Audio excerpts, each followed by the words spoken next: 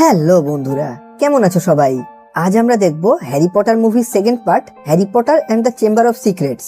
2002 সালে মুক্তি পাওয়া এই সিনেমাটার আইএমডিবি রেটিং 7.4। তো আগের পর্বে আমরা দেখেছিলাম স্কুলের নিজেদের 1 বছর কমপ্লিট হওয়ার পর হ্যারি আর তার বন্ধুরা ছুটিতে নিজেদের বাড়ি ফিরে আসে। আর এবার দেখা যায় স্কুলের ছুটিতে নিজের আন্টির বাড়িতে আসার পর থেকে হ্যারির খুবই মন খারাপ, কারণ এখানে কেউ ওর সঙ্গে ভালো ব্যবহার করতো না, এমনকি ঠিকঠাক ভাবে কথাও বলতো না। এবার একদিন নিজের ঘরের মধ্যে ঢোকার পর হ্যারি দেখতে পায় ওখানে একটা ঘরোয়া জিন দাঁড়িয়ে আছে যার নাম ডবি। আর নিজের ঘরের মধ্যে ওকে দেখার পর হ্যারি খুবই ঘাবড়ে যায়।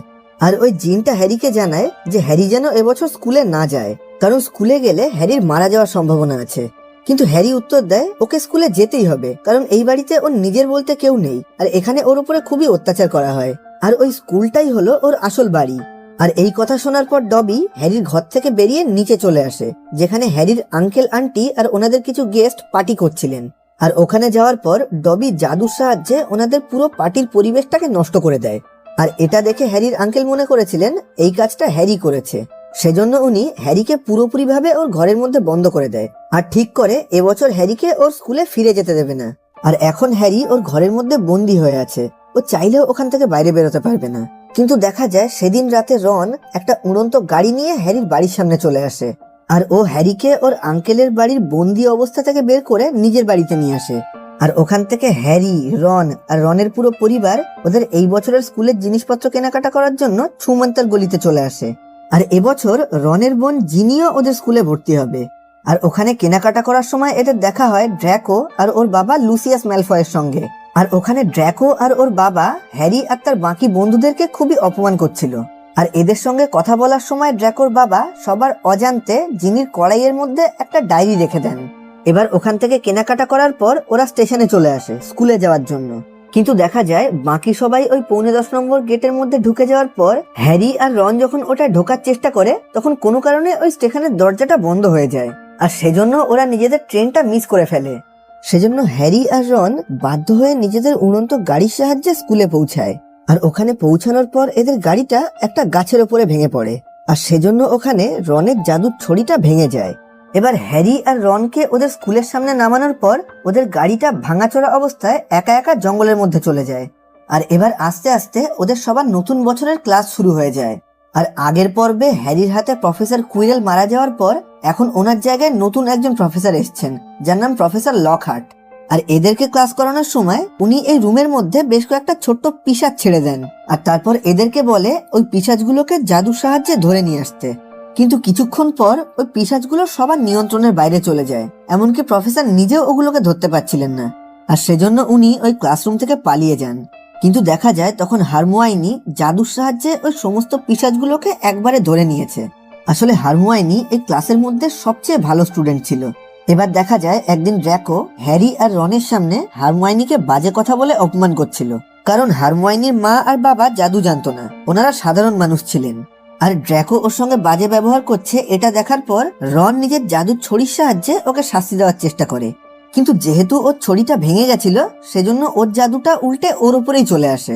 এবার একদিন সন্ধ্যাবেলায় হ্যারি ওদের স্কুলের মধ্যে একটা অদ্ভুত আওয়াজ শুনতে পায়, কিন্তু হ্যারির পাশে দাঁড়িয়ে থাকা রন আর হারমাইনি এই আওয়াজটা শুনতে পাচ্ছিল না। আর ওই আওয়াজটা যেন দেয়ালের ভেতর থেকে আসছিল, আর ওটা এক জায়গা থেকে আরেক জায়গায় যাওয়া আসা করছিল। এবার ওই আওয়াজটাকে ফলো করতে করতে হ্যারি এগিয়ে যেতে শুরু করে। আর একটু সামনে যাওয়ার পর ওরা দেখতে পায় ওখানে রক্ত দিয়ে বড় বড় করে একটা দেয়ালের গায়ে লেখা ছিল, রহস্যজনক ঘর খুলে গেছে, আর বংশের উত্তরাধিকারীর শত্রু সাবধান হয়ে যাও। আর এর সাথে সাথে দেখা যায় ওদের স্কুলের লাইব্রেরিয়ানের বিড়াল নির্জীব অবস্থায় একটা পাথরের মতন পড়ে আছে। আর কিছুক্ষণের মধ্যে ওখানে প্রফেসর ডাম্বলডোর আর বাকি সমস্ত প্রফেসররা চলে আসেন। ডাম্বলডোর বলেন এই বিড়ালটা মারা যায়নি, একে মন্ত্রের সাহায্যে নির্জীব করা হয়েছে, আর সঠিক ওষুধ দিয়ে একে আবার আগের মতন ঠিক করে দেওয়া যাবে, কিন্তু সেই ওষুধটা তৈরি হতে বেশ কয়েকদিন টাইম লাগবে। এবার কিছুদিন পর হারমোয়াইনি প্রফেসর ম্যাকগনিকালের কাছে ওই চেম্বার অফ সিক্রেট বা রহস্যজনক ঘর সম্পর্কে জানতে চায়। তখন প্রফেসর সবাইকে জানান যে আজ থেকে 1000 বছর আগে 4 জন মহান জাদুঘর আর জাদুঘরনি মিলে এই হগওয়ার্টস স্কুলটাকে প্রতিষ্ঠা করেছিল। আর ওদের মধ্যে থেকে 3 জন সবসময় একসঙ্গে মিলেমিশে থাকতো। কিন্তু 4 নম্বর ব্যক্তি, যিনি নাগ শক্তির প্রতিষ্ঠাতা ছিলেন, উনি সবসময় চাইতেন সেই সব বাচ্চারাই এই স্কুলে পড়াশোনা করুক যাদের বাবা আর মা দুজনেই জাদুঘর। কিন্তু বাকি 3 জন ওনার এই কথাটা মানতে রাজি হয় না। সেজন্য উনি এই স্কুল ছেড়ে চলে যান।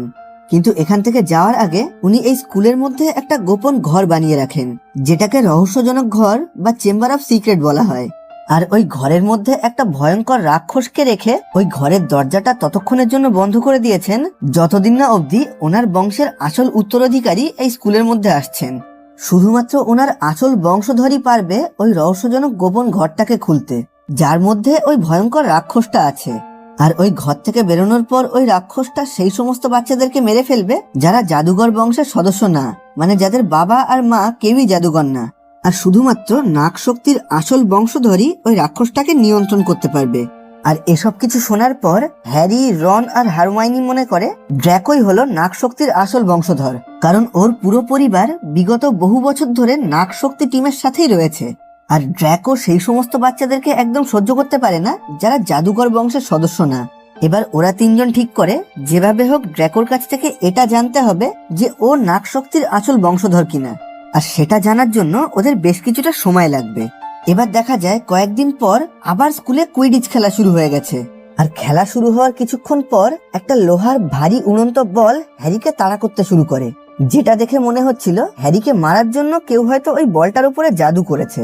কিন্তু দেখা যায় আগের বছরের মতন এই বছরও ওই সোনালী বলটাকে ধরে হ্যারি নিজের টিমকে জিতিয়ে দেয়। আর খেলা শেষ হওয়ার সাথে সাথে ওই ভারী লোহার বলটা এসে হ্যারির হাত ভেঙে দেয়। তখন প্রফেসর লকহার্ট হ্যারির হাতটা ঠিক করার জন্য একটা মন্ত্র পড়েন, আর যার ফলে হ্যারির হাত ভালো হওয়ার জায়গায় আরো বেশি খারাপ হয়ে যায়। সেজন্য ওকে হসপিটালে ভর্তি করা হয়। আর হসপিটালে ভর্তি হওয়ার পর সেদিন রাতে ওর সঙ্গে ডবি নামের ওই জিনটা দেখা করতে আসে। ডবি ওকে বলে, আপনার স্কুলে আসা উচিত হয়নি, আমি আপনাকে এতবার বারণ করলাম তাও আপনি আমার কথা শুনলেন না। তখন হ্যারি ওকে প্রশ্ন করে, তুমি সবসময় এরকম ময়লা ছেঁড়া জামা কাপড় পরে থাকো কেন? ডবি উত্তর দেয়, আসলে এটাই হলো আমার দাসত্বের প্রতীক। এখন আমি একটা জাদুঘর পরিবারের গোলাম, আর আমি তাদের কাছ থেকে লুকিয়ে আপনাকে সাবধান করতে এসেছি। আর আমার মালিক আমাকে কোনো কাপড় দিলে আমি তখনই মুক্ত হতে পারবো। আর ডবি ওকে আরো জানায়, সেদিন স্টেশনে আসার সময় যখন ওর আর রনের সামনে প্ল্যাটফর্মের দরজাটা বন্ধ হয়ে গেছিল, ওটা জাদুর সাহায্যে ডবি নিজেই করেছিল। আর এমনকি আজকে খেলা চলাকালীন যে বলটা হ্যারির উপরে হামলা করেছিল সেটাও ডবিরই কাজ ছিল। ডবি ওকে বলে, আপনার এখানে আসা উচিত হয়নি যখন ইতিহাস আবার পুনরাবৃত্ত হচ্ছে। কিন্তু হ্যারি ওকে কোনো প্রশ্ন করার আগেই ডবি ওখান থেকে অদৃশ্য হয়ে যায়। এবার এই ঘটনার বেশ কয়েকদিন পর ক্লাস চলাকালীন হ্যারি আর ড্র্যাকোর মধ্যে একটা কম্পিটিশন হচ্ছিল। আর সেখানে ড্র্যাকো জাদুর সাহায্যে হ্যারির উপরে একটা সাপ ছেড়ে দেয়। আর তখন আস্তে আস্তে হ্যারি ওই সাপটার সাথে কথা বলতে শুরু করে। আর এটা দেখার পর ওখানে থাকা হ্যারির বন্ধু বান্ধব, বাকি সমস্ত স্টুডেন্ট, এমনকি প্রফেসররা প্রচন্ড অবাক হয়ে যান।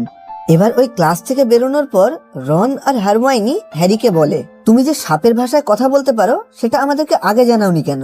তখন হ্যারি বলে, এটা আর কি বড় ব্যাপার, এটা তো সবাই পারে। একবার ছোটবেলায় আমি চিড়িয়াখানায় একটা সাপের সঙ্গে কথা বলেছিলাম। তখন হারমাইনি বলে, না, এটা সবাই পারে না।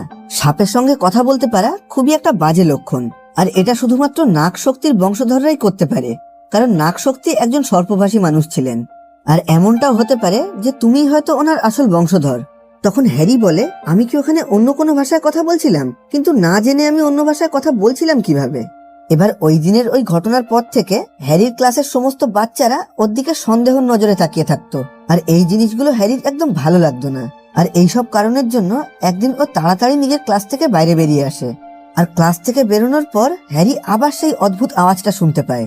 আর ওই আওয়াজটার পিছন পিছন এগিয়ে যাওয়ার পর ও দেখতে পায় ওখানে আরো একটা বাচ্চা পাথরের মূর্তির মতো নির্জীব হয়ে পড়ে আছে।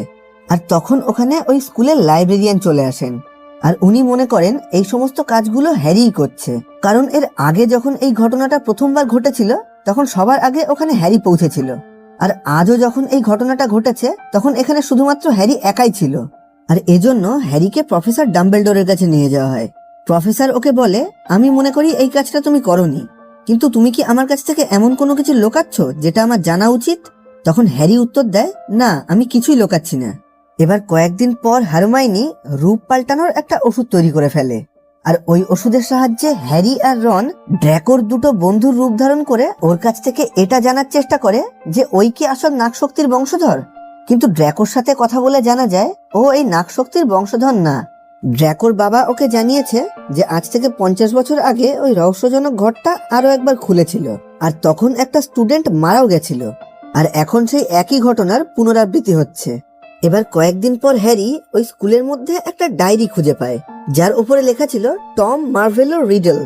আর এই নামটা শোনার পর রন বলে, কয়েকদিন আগে যখন আমাকে এই স্কুলের সমস্ত ট্রফি পরিষ্কার করার শাস্তি দেওয়া হয়েছিল, তখন আমি এই নামের একটা ট্রফি দেখতে পাই।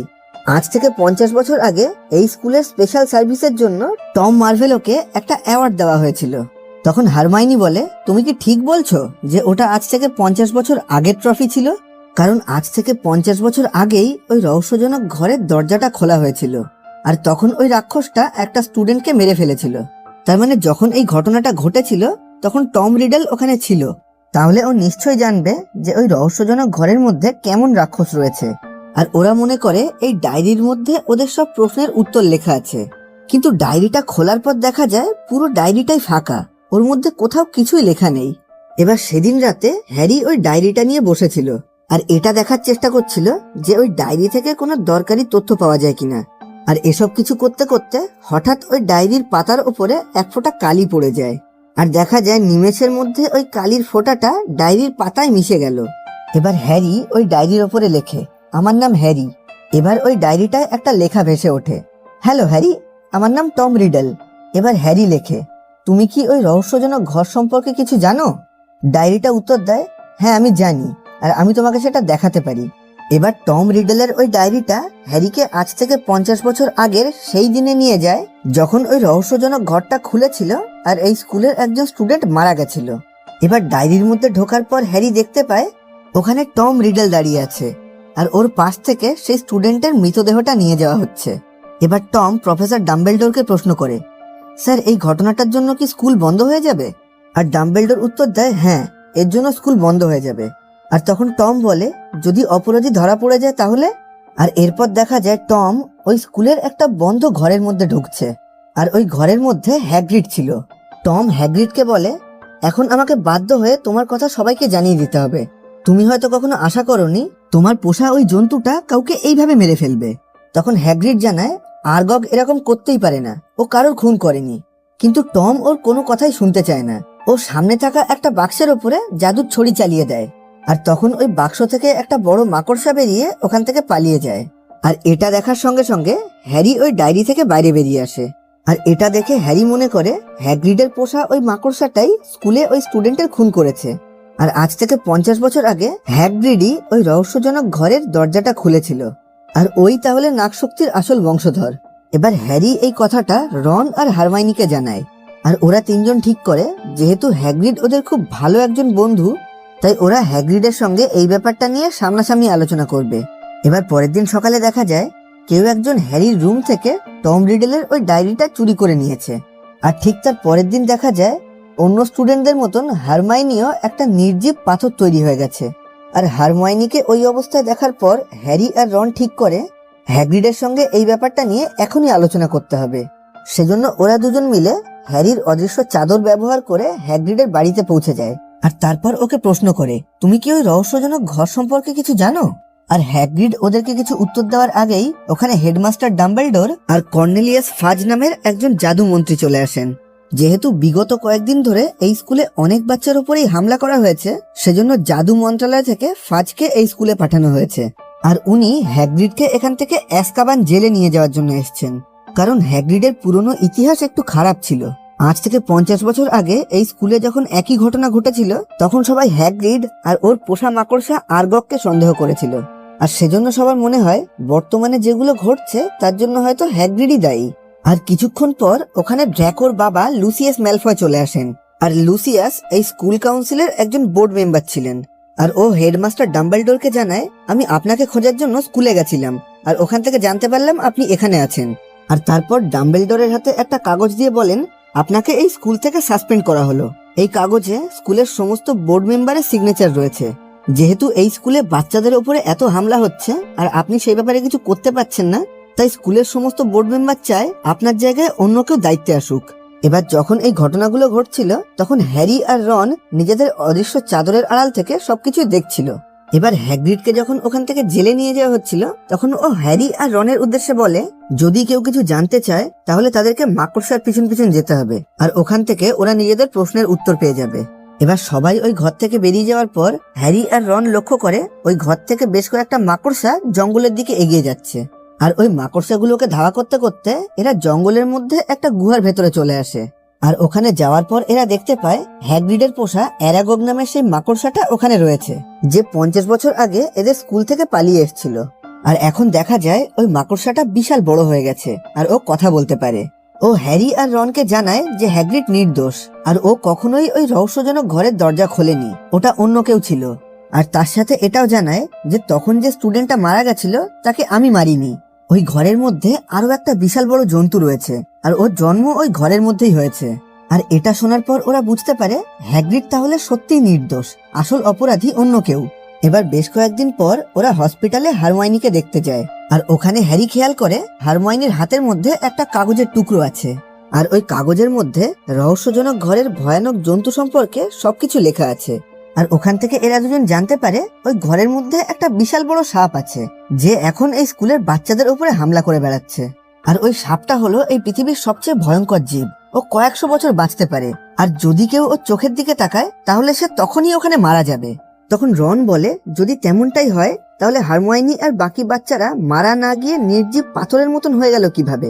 তখন হ্যারি বলে ওরা কেউই সরাসরি ওই সাপটাকে দেখেনি, কেউ আয়নার মধ্যে, কেউ জলের প্রতিচ্ছবি হিসাবে, আর একজন তো ক্যামেরা দিয়ে ওই সাপটাকে দেখেছে। আর যেহেতু ওরা কেউ সরাসরি ওই সাপটাকে দেখেনি সেজন্য ওরা সবাই নির্জীব অবস্থায় বেঁচে আছে। আর যেহেতু আমি সাপের ভাষা জানি সেই জন্য শুধু আমি একাই ওই দেয়ালের ভেতর থেকে অদ্ভুত আওয়াজগুলো শুনতে পাচ্ছিলাম, কারণ ওই সাপটা দেয়ালের ভেতর থেকে কথা বলছিল। রন বলে ওই অত বড় সাপটা কারোর নজরে না এসে স্কুলের মধ্যে যাওয়া আসা করছে কিভাবে। তখন হ্যারি বলে হারমাইনি এর উত্তরও লিখে দিয়ে গেছে।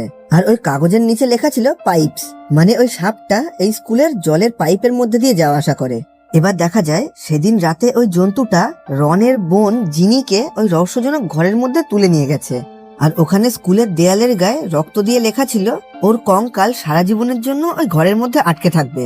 এবার স্কুল থেকে ঠিক করা হয় প্রফেসর লকহার্টকে ওই রহস্যজনক ঘরে পাঠানো হবে জিনিকে বাঁচিয়ে আনার জন্য, কারণ লকহার্ট এর আগে এরকম অনেক বড় বড় ভয়ঙ্কর আর মহান কাজ করেছেন।